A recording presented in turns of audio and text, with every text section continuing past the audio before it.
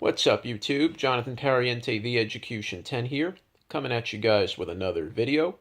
Want to ask you guys to please continue to check my channel, continue to subscribe for more YouTube videos. And if you guys find my videos interesting, please give me a like down below.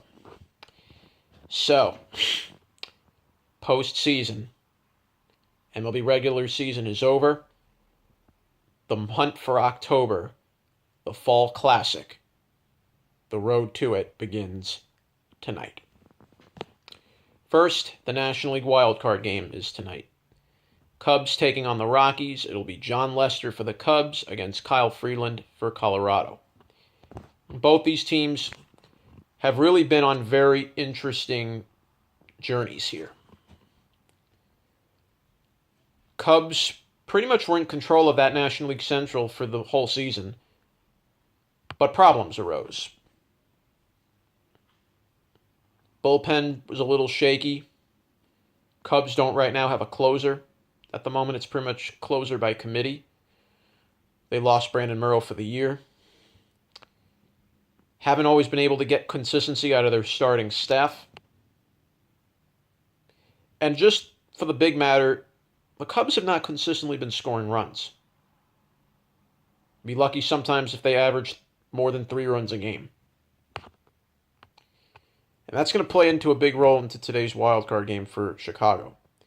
Against a Rockies team that has virtually been running through the top-notch teams in the National League. They have a powerful lineup up and down. Nolan Arenado, Trevor Story, David Dahl's been on a good run, Charlie Blackmon. With Kyle Freeland at the helm, the Rockies have been one of the, well, not going to call them a surprise. I think that's the wrong way to put it, but the Rockies have a lot of pressure on them this year. It looked like they were going to hold off and win the West. The Dodgers made a late comeback at the end and reclaimed the West after all of it. The Rockies, by the way, never in their career had won the National League West. The Rockies have never, ever in their history clinched a National League West division. Could have happened the other day, but they laid an egg against Washington, and thus this happened. So the Rockies are going to have a lot of pressure on them, and they're going to be facing a lot of scrutiny if they come up short. So you kind of have to ask yourselves, the Rockies' pen, you have to wonder, is their pen going to show up? Because aside from Scott Oberg and Adam Ottavino, Wade Davis has been a little up and down. I know he's their closer, but he had a period where he was very shaky and couldn't really throw strikes. And, the Rockies, other than Freeland, they don't really have an ace in that rotation besides him. John Gray's up and down. Senzatella, though, has been kind of coming on a little bit of late. But the rest of the Rockies pen, the rest of the Rockies staff, you have a lot of questions there, and I'm curious who will come out of this game and be the more prepared team to take on the Brewers. That's going to be a very, very interesting division series, whoever comes out of this wild card game. And now that takes me to the flip side, the American League wild card game. Yankees are going to take on the Oakland A's at Yankee Stadium tomorrow night at 8 o'clock in the evening. And just minutes ago, the Yankees have named their starter for the wild card game.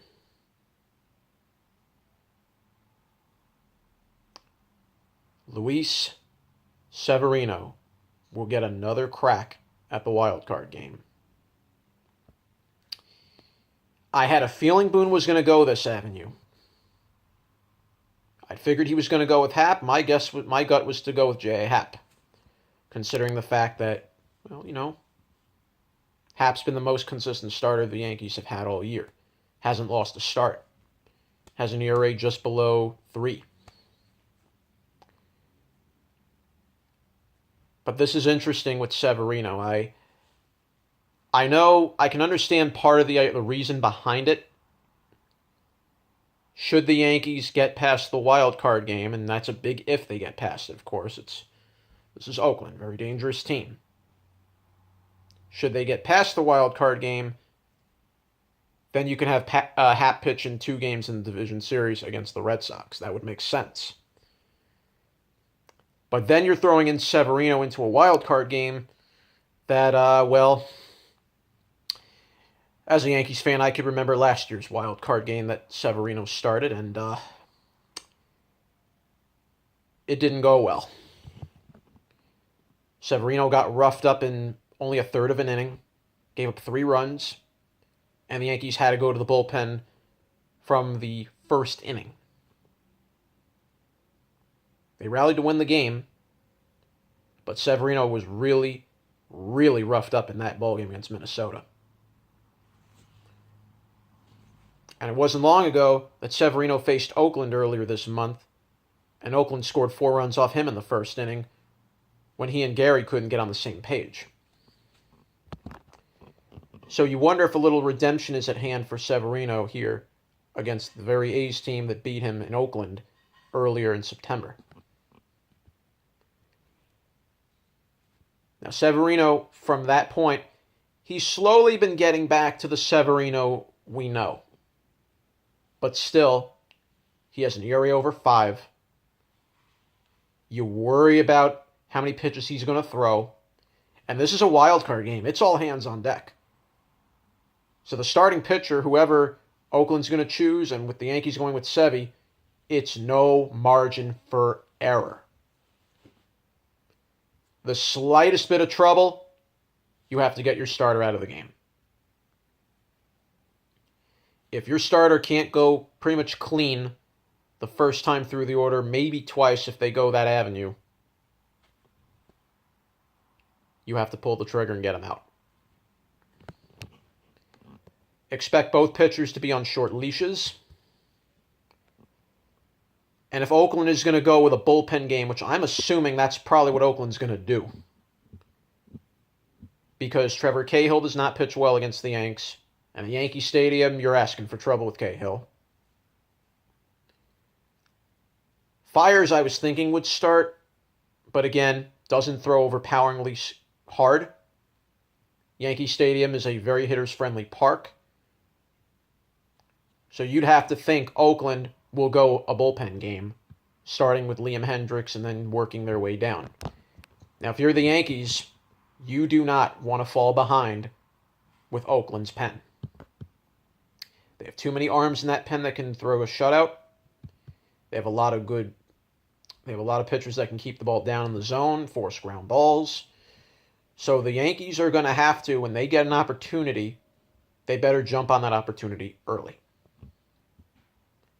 The slightest mistake by either team is going to decide this wild card game. Plain and simple. Now, I'm sure a lot of Yankee fans are going to say to themselves, well, why would Boone go with Severino after he flopped last year? To be fair, Severino did bounce back in the division series and in the championship series. He did bounce back from that rough wild card game last year. I'm not going to lie about that. He showed up in a big game. I will. In those 2 games, he showed up. But what Severino are the Yankees going to have in the wild card game for 2018 compared to a year ago? If Severino has his swing and miss stuff working, I think for Oakland it's going to be a very long night. If you're seeing swings and misses, if the life on Severino's fastball is there, and if that slider's breaking, the Yanks are in very good shape. But if Severino's heaters are getting fouled off, and you see Oakland extending at bats, that's a worrying sign. Because that's usually how Severino gets beaten. When he's not able to put hitters away. So the slightest bit of Oakland fouling pitches off and prolonging at bats and Severino can't put them away, if Severino shows any of that early, Yanks have to be ready to take him out of the game. Aaron Boone said all hands on deck that the Yankees will have with their pen. I expect that to be the case tomorrow. Now, the good is for the Yanks, they will have their full lineup. Hard to believe that was the case about 2 months ago. Judge went down with a broken wrist. Didn't look good, like he was going to return. But amazingly, Judge's wrist healed up enough that he was able to work his way back to the lineup. And you know what? It doesn't even look like, when you look at Judge at the plate now, you wouldn't think he has a wrist injury at all. Didi Gregorius, after the Yankees clinched their wild card spot, he injured his wrist. Tore cartilage in there. Again, looked very unlikely, like Didi was going to be back in the lineup. Everybody thought Didi's year was over. Cortisone shot later, Didi's in the lineup again. And Didi's hitting like the Didi we know. And it does not look like that wrist injury ever even happened. Then Aaron Hicks went down. He had a problem with his hamstring. Hicks will be okay. The Yankees are going to need Hicks in the lineup. Very, very huge guy to have. You cannot afford to lose him. And then as you look at the rest of the lineup, Andujar, Torres, and to have those guys back in their old spot in the lineup when the Yankees had their full team together and they were winning those games in June and July, that's huge. If you have Gleyber batting ninth, that's deadly. You have Andujar batting at least third or fourth. If you even have him batting later in the lineup, that's good. The big key for me, though, is going to be Gary Sanchez. When all this is said and done, what Gary Sanchez are the Yankees going to have? Because, of course, the whole year for Gary Sanchez has been nothing but a struggle. 2 trips on the DL. Seems to have regressed with pass balls. Not able to handle pitches in the dirt. And then, of course, Gary struggles at the plate all year. Was hitting a .187 this year. But you know what they say with the playoffs? It's a whole new season. Whatever you did in the regular season now doesn't mean anything. So, Gary could easily turn around that terrible regular season and have a bounce back in the postseason. Very, very possible. And kind of as the regular season was coming to an end, it looked like glimpses of the old Gary Sanchez, who had hit .280 and hit 30 home runs, were beginning to show again. The key, though, is behind the plate. What Gary Sanchez will do. The wild pitches are a big concern, and against a team like Oakland, that can cost you a game. Look at what happened in Oakland when Severino pitched in that first inning. Yanks fell behind early, and they were not able to come back. That cannot happen against Oakland. The Yankees are not going to be able to have that type of luck that they had with the Twins when they fell behind 3-0 last year. This is not the Twins. This is not a team the Yankees own all the time in a playoff game, even though they have beaten Oakland in the past. Oakland is dangerous. Their lineup can hit. They have some good fielders that the Yanks have to be very wary of. And Oakland will run. That's a scary thing. Oakland has guys that I'm sure that are not afraid to go for a stolen base. They're not afraid to run. And more importantly, Oakland is playing pretty much with no pressure. There's nothing more dangerous in a playoff game than a team with nothing to lose. What happens in the Oakland Yankees series affects the entire American League playoff.